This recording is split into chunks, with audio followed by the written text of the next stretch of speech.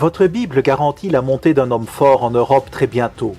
Apprenez comment l'apparition d'un homme fort européen est un signe de la seconde venue de Jésus-Christ, maintenant sur la Clé de David avec Gérald Fleury. Bonjour à tous. Le livre de Daniel est un livre de la fin des temps seulement. Il est seulement pour cette fin des temps. Daniel 12, versets 4 et 9 vous le disent.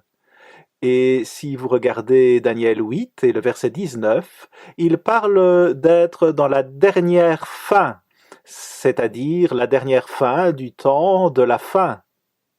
Et si vous regardez ce dont Daniel parle, il discute d'un Antiochus qui s'élève en Europe dans cette fin des temps.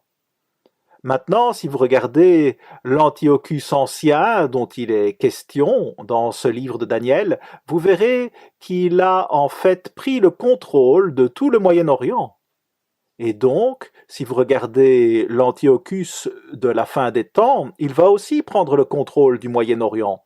Et cela va choquer ce monde et changer le cours de l'histoire. Et je vais vous dire quelque chose d'encore plus choquant.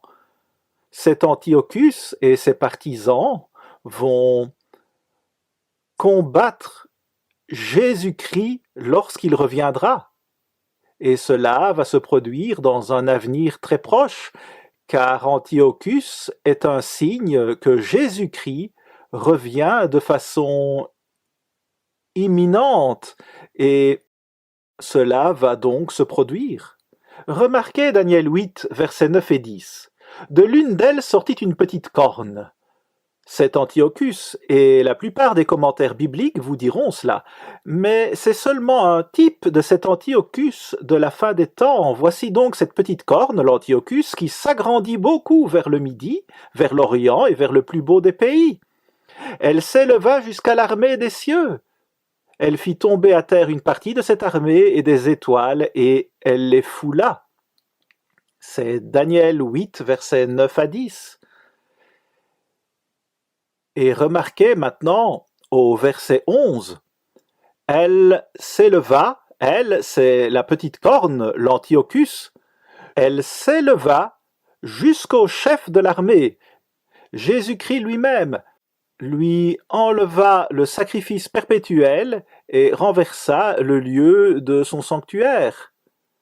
Donc ici, vous avez cet homme, avec un tel fiel, qui en fait défie ici Jésus-Christ lui-même. Verset 12, l'armée fut livrée avec le sacrifice perpétuel à cause du péché. La corne jeta la vérité par terre et réussit dans ses entreprises.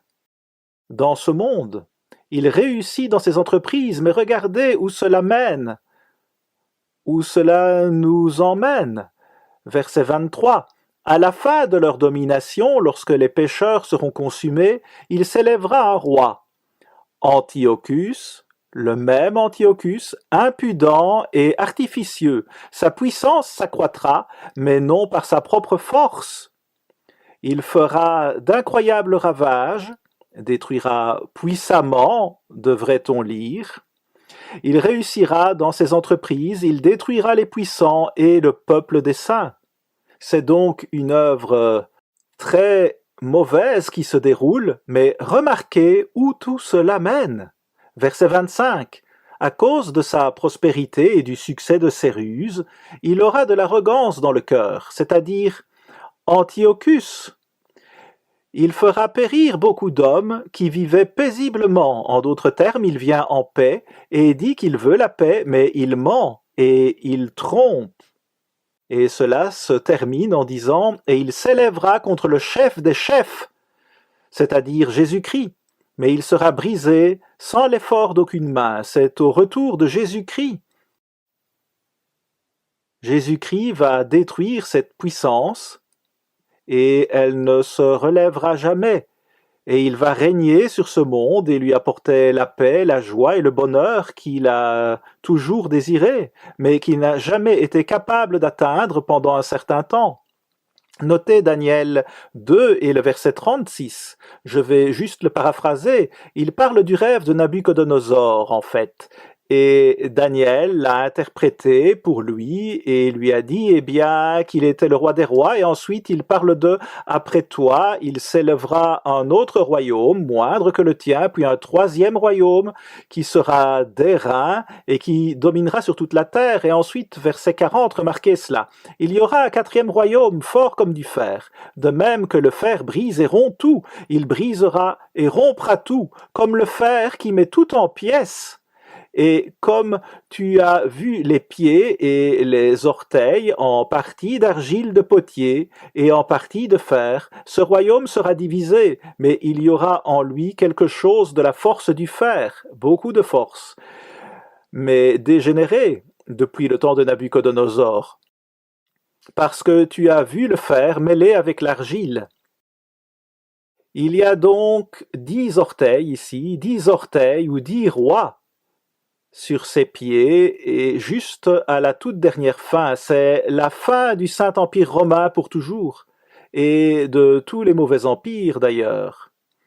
Mais ces rois sont contemporains. 10 d'entre eux vont s'élever, il en est question dans Apocalypse 17, et cela a même l'approbation de Dieu, si vous regardez le verset 17 du chapitre 17.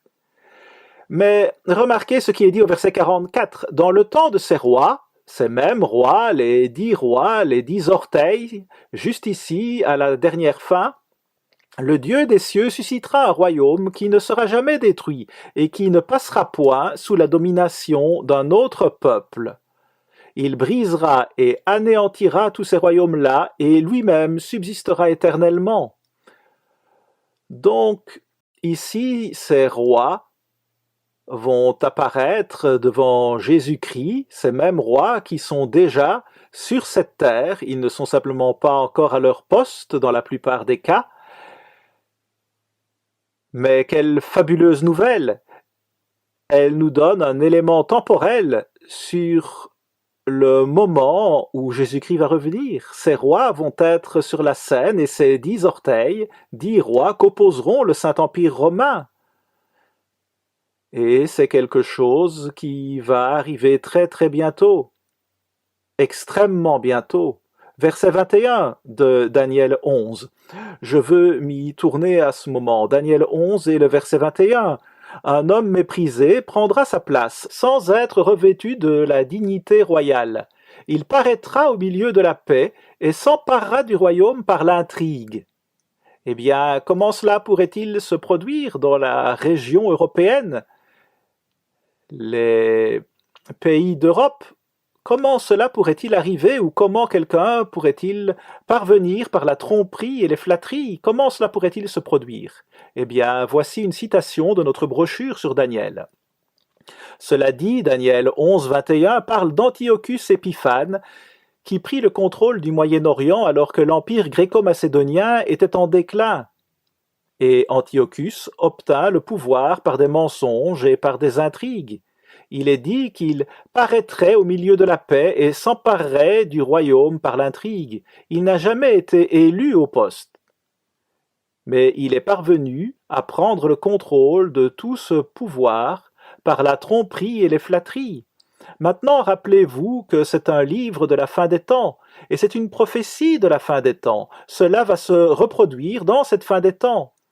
Un homme va venir et par la tromperie et les flatteries, il va prendre le contrôle du Saint-Empire romain et de ses 10 orteils, c'est-à-dire de ses 10 rois, et non pas en votant, même si c'est leur système aujourd'hui, il va venir d'une autre manière. Comment cela va-t-il se passer? Eh bien, nous vous en dirons plus à ce sujet au fur et à mesure que nous avançons. Mais il a aussi agi de la même façon, il a adopté les manières romaines et tout ça, et il a essayé d'agir comme s'il était un certain Romain ou une certaine personne. En d'autres termes, il a agi comme quelqu'un qu'il n'était pas. C'est le point. Il trompait les gens, il haïssait les Juifs. Et cet homme, à la fin des temps, va haïr les Juifs. Il parle également d'Israël qui comprend deux autres nations dans la prophétie biblique. Et cela est expliqué dans notre livre Les Anglo-Saxons selon la prophétie. Mais cet Antiochus était impitoyable et très brutal. Et il est dit que les Juifs ont été poussés au désespoir par les projets fous de ce monarque égoïste. Et il continue à parler de la façon dont il a fait tout ce qu'il pouvait pour détruire la foi des Juifs, leur foi. Maintenant, je veux vous lire quelque chose. Il y a eu une élection le 26 septembre de cette année en Allemagne. Je pense que c'est quelque chose dont nous devons vraiment être conscients et que nous devons suivre de près parce que quelque chose de vraiment, vraiment majeur dans les événements mondiaux est sur le point de se produire en Europe. Et remarquez ce qui ouvre vraiment la porte à cet Antiochus. Mais quand ils ont eu cette élection, le gagnant était en fait personne. Personne n'a gagné et il n'avait même pas de coalition commune qui pouvait se réunir et gouverner, ce qui signifie qu'ils vont probablement devoir, dans le passé, ils ont dû attendre quelque chose comme 6 mois avant de réunir un gouvernement. Et cela va produire une magnifique opportunité pour cet Antiochus qui est prophétisé d'arriver à la dernière fin, la toute dernière fin. Donc, il y a un gouvernement très faible et précaire en Allemagne en ce moment. Et même le Times de Londres a dit « Les Allemands font face à des mois d'incertitude après une élection à couteau tiré. » C'est une impasse. Alors, qu'est-ce qu'ils font ? Eh bien, maintenant, cela va vraiment ouvrir une grande opportunité pour que quelqu'un arrive par la tromperie et les flatteries et prenne le contrôle de ce qui va devenir très rapidement le Saint-Empire romain. Maintenant, quand vous parlez de leadership, il n'y aura pas de leadership en Europe qui ne vienne pas de l'Allemagne.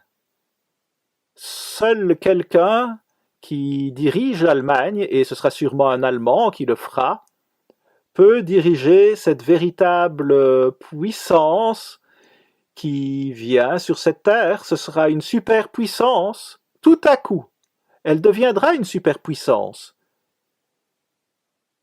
Et nous croyons certainement qu'il y aura un roi suprême sur 10 rois. Ce sera la façon dont cela se passera et j'en dirai un peu plus à ce sujet plus tard. Mais c'est vraiment une porte ouverte, juste une porte ouverte pour quelqu'un qui peut la franchir parce qu'ils sont confrontés à de grandes crises en Europe et ils ont besoin d'un leadership fort. Et s'ils veulent l'obtenir, il faut qu'ils viennent de la puissante Allemagne qui domine et même tyrannise l'Europe aujourd'hui. Ils sont la locomotive et ils auront 10 rois qui donneront toute leur armée à un seul homme. Et ce sera une super puissance qui choquera le monde.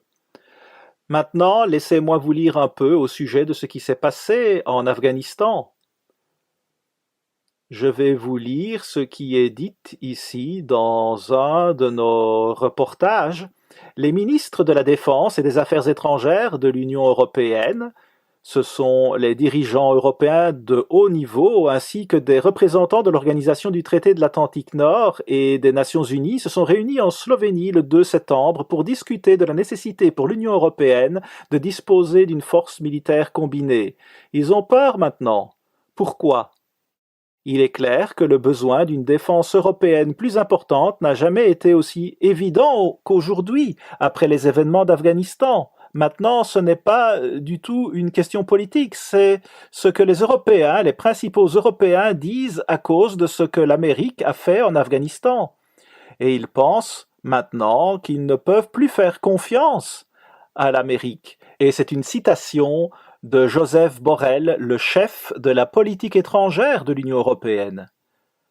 Vous pouvez donc voir que ces gens ont peur de ce qui va se passer parce qu'ils n'ont pas l'Amérique pour les aider comme ils l'ont eu dans le passé. C'est ce qu'ils disent. Et que signifie tout cela ? par rapport à cet Antiochus? Eh bien, vous pourriez voir une personne arrivant au milieu de tout ceci pour vraiment régner sur les 10 nations. Mais il y a une légère possibilité qu'il n'y en ait que 10 au total et le leadership viendrait d'Allemagne. Il y a une prophétie dans Ésaïe 10, versets 5 à 7, qui vous dit que le pouvoir sera en Assyrie. C'est l'ancien nom de l'Allemagne d'aujourd'hui, et nous vous le prouvons dans notre livre Les Anglo-Saxons selon la prophétie. Mais on peut lire ici, le retrait de l'Amérique de la scène mondiale donne à l'Europe l'urgence dont elle a besoin pour mettre en œuvre ses idées. Il y a des événements qui catalysent l'histoire, a dit M. Borrell. Parfois, il se passe quelque chose qui pousse l'histoire, qui crée une percée, et je pense que les événements d'Afghanistan de cet été sont l'un de ces cas. Puis l'article ajoute, à mon avis, nous n'avons pas besoin d'un autre événement géopolitique de ce type pour comprendre que l'Union européenne doit s'efforcer d'acquérir une plus grande autonomie de décision et une plus grande capacité d'action dans le monde. C'est le président du Conseil de l'Union européenne, Charles Michel, qui a dit cela le 1er septembre. Il y a de la peur en Europe. Et nous devons le comprendre car, après tout, l'Amérique protège l'Europe depuis longtemps, mais il ne croit plus que cette protection existe. Mais comme Nigel Farage l'a dit, l'Afghanistan et ce qui s'y est passé a fait disparaître l'Amérique de la scène mondiale. Je pense que je dois être d'accord avec cela. Donc, nous ne nous retirons pas seulement de l'Afghanistan, nous nous retirons de la scène mondiale. Qu'est-ce que cela signifie et qu'est-ce que cela va provoquer? Qu'est-ce que cette débâcle va causer? Quels en seront les fruits? Eh bien, il y a certainement beaucoup de choses qui se passent. Voici une autre citation que je veux vous donner qui est très importante de la présidente de la Commission européenne, Ursula von der Leyen, et elle dit ceci: vous pouvez avoir les forces les plus avancées du monde, mais si vous n'êtes jamais prêt à les utiliser, à quoi servent-elles? Parlant de l'Amérique. Rappelez-vous, Lévitique 26 et le verset 19, Dieu a dit qu'il briserait l'orgueil de notre force. Si nous ne nous repentons pas et ne changeons pas nos habitudes, nous n'aurons ni le pouvoir, ni la volonté. Nous avons le pouvoir, la puissance, mais nous n'avons pas la volonté de l'utiliser. C'est ce qui préoccupait cette dame et il se trouve qu'elle est la présidente de l'Union européenne. Et je pense qu'il est très important que nous y réfléchissions. Et il y avait un autre homme, John Allen Jr., qui a écrit pour Crux News que l'avenir de l'Europe est à saisir. Maintenant, c'est vraiment à saisir, à bien des égards, et il va y avoir un Antiochus des temps modernes qui va entrer en scène et d'une manière ou d'une autre, par la tromperie et les flatteries, il va accéder au leadership. Il va détourner les puissants 10 orteils européens ou 10 rois qui composeront le Saint-Empire romain. Maintenant, c'est une histoire étonnante. Et remarquez ce qu'il est dit ici au verset 40. Au temps de la fin, le roi du Midi se heurtera contre lui. Ce sera l'Iran et ses alliés terroristes. Et le roi du Septentrion fondra sur lui comme une tempête, avec des chars et des cavaliers, avec de nombreux navires. Il s'avancera dans les terres, se répandra comme un torrent et débordera. Il va y avoir de vrais troubles pour la région de Jérusalem, la région de Juda.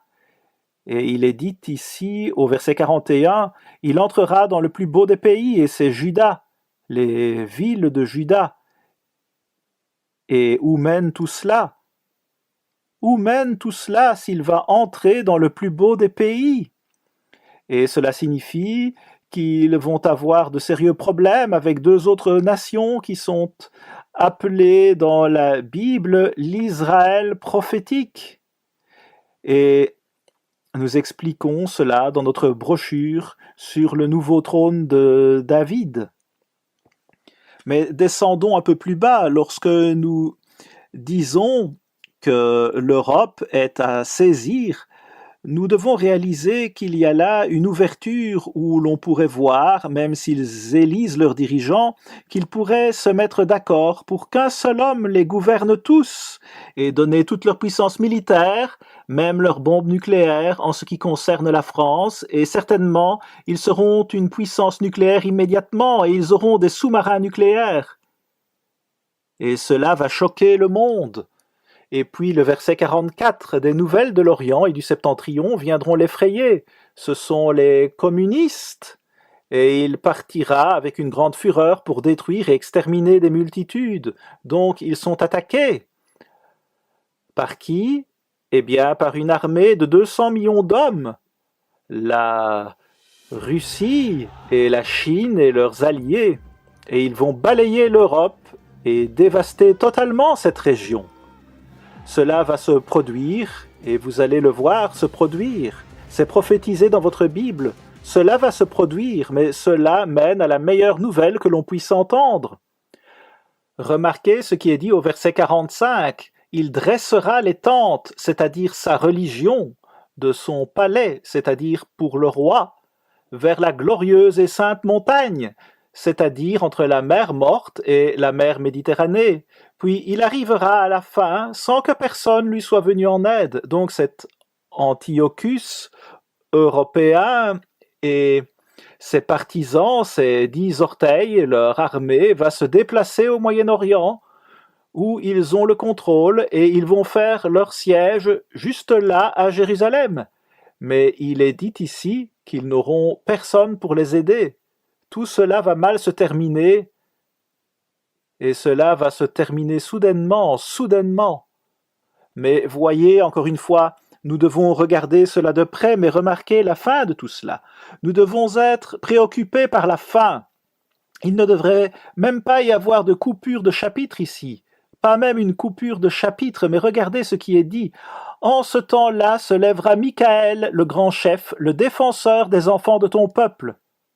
Cette fois, Israël va être protégé, et ce sera une époque de détresse telle qu'il n'y en a point eu de semblable depuis que les nations existent jusqu'à cette époque. Pouvez-vous l'imaginer avec toutes ces nations et leurs puissances nucléaires qui se battent les unes contre les autres? Pouvez-vous imaginer les troubles qui vont arriver sur cette terre si l'homme ne se repent pas de ses péchés? Et il n'y a aucune indication que je puisse voir qu'il le fera.